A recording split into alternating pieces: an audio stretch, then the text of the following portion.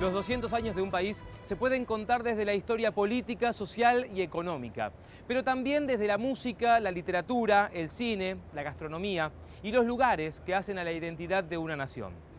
Durante esta hora les proponemos recorrer junto a nosotros las crónicas del Bicentenario.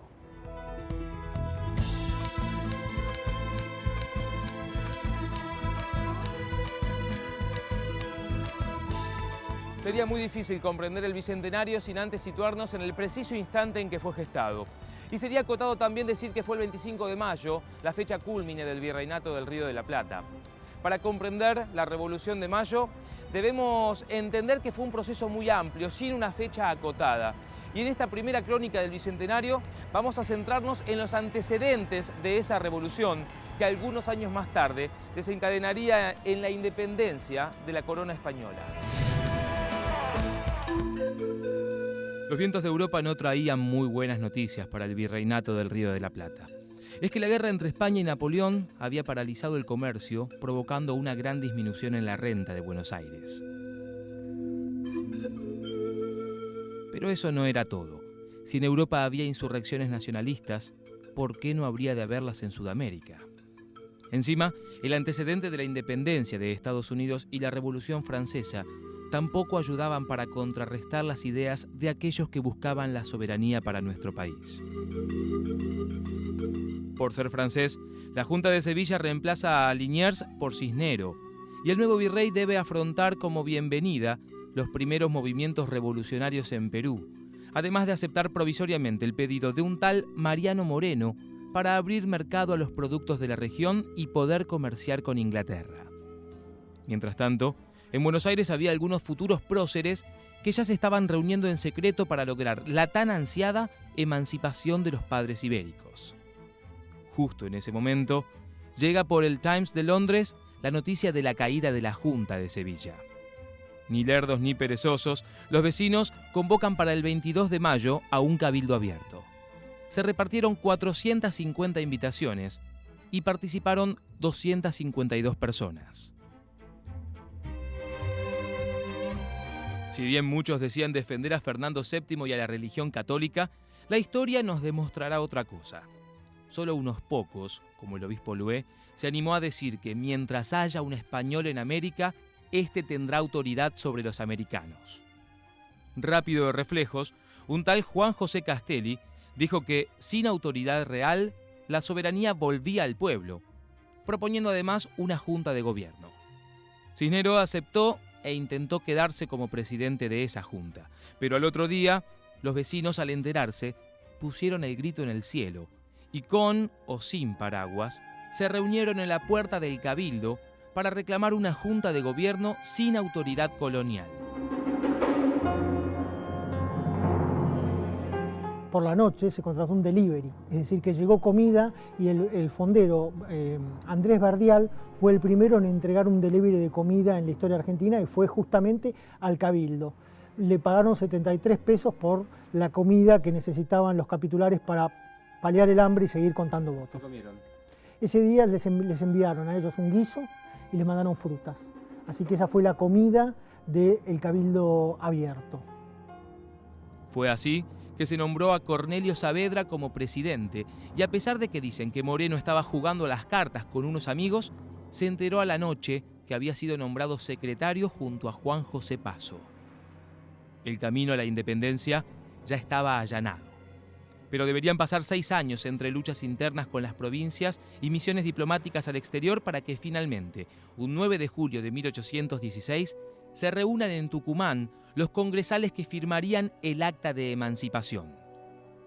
En realidad la casa la alquilaron, poco tiempo después tuvieron que derribar una pared porque no había una sala suficientemente grande para albergar a todos, e inclusive las reuniones fueron muy en el interior de la casa, pasando un gran patio.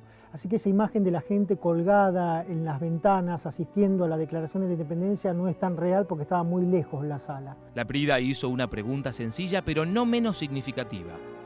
¿Queréis que las provincias de la Unión sean una nación libre e independiente de los reyes de España y su metrópoli? No hubo rechazo ni abstención alguna. La aprobaron por aclamación mientras afuera el pueblo festejaba. Pero como en cualquier época, nadie le escapaba a los rumores. Y se decía por ahí que a espalda de los diputados se estaba gestionando un protectorado portugués. Por esa razón, en sesión secreta, Medrano pidió que a la declaración de la independencia se le agregara después de metrópoli la frase «y de toda otra dominación extranjera».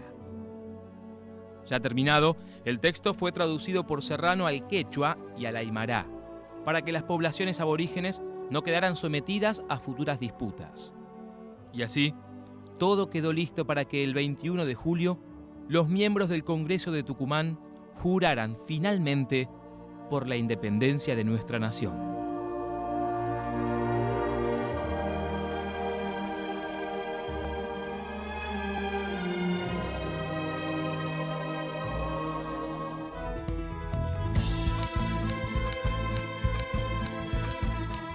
Tuvieron que soportar 34 grados de calor en el día y unos 10 grados bajo cero por las noches. Así, durante 21 días. 21 días que significarían la libertad no solo para la Argentina, sino para Chile y Perú.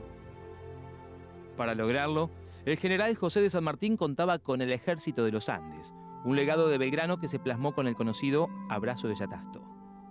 El 19 de enero de 1817, a 7 kilómetros de Mendoza, abandonó el campamento e inició el cruce de los Andes por los pasos de Los Patos y Uspallata, utilizando vaqueanos como guías en alturas superiores a los 4.000 metros. Eran 5.423 hombres, formado con la base de la pequeña milicia de la provincia de Cuyo, a la que se sumó una gran cantidad de voluntarios cuyanos y esclavos negros libertos. Hay un libro que dejó escrito General San Martín, donde bajando de Yapeyú, que ve los negros muertos, él ahí dice, pobre mis queridos negros, y relata todo lo que hizo para que esos esclavos fueran soldados. De ahí viene entonces el término carne de cañón. De ahí sale el carne, han muerto como carne de cañón, lo dice el General San Martín.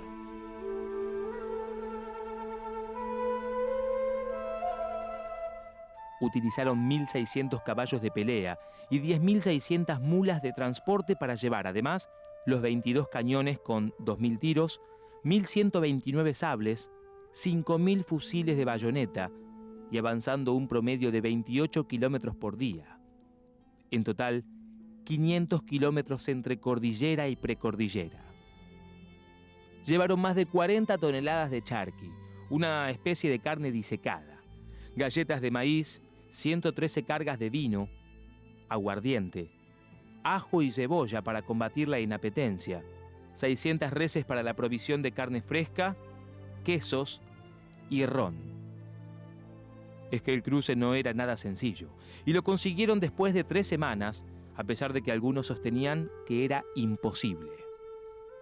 Ya al otro lado de los Andes, las tropas patriotas logran su primera victoria el 12 de febrero en Chacabuco, lo que permitió ocupar la capital chilena. 6 días más tarde, en Santiago, se convocó a un cabildo abierto que designó a San Martín como director supremo. El general rechaza el ofrecimiento y propone al chileno Bernardo de O'Higgins para ocupar ese cargo. Pero sería en Maipú, el 5 de abril de 1818, cuando San Martín logra derrotar definitivamente a los realistas, consolidando así la independencia de Chile.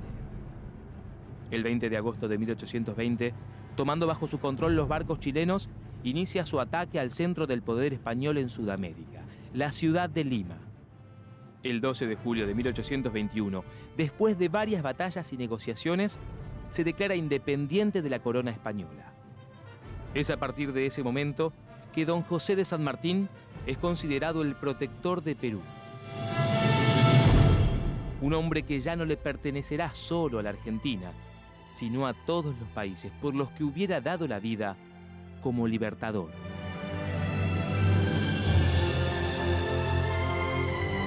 Sarmiento lo definió con 2 palabras, civilización y barbarie. El contraste entre lo que se pretendía para la nación y lo que había que eliminar para lograr ese objetivo. La campaña al desierto no fue solo la usurpación de nuevas tierras en la Pampa y el sur argentino, también fue la matanza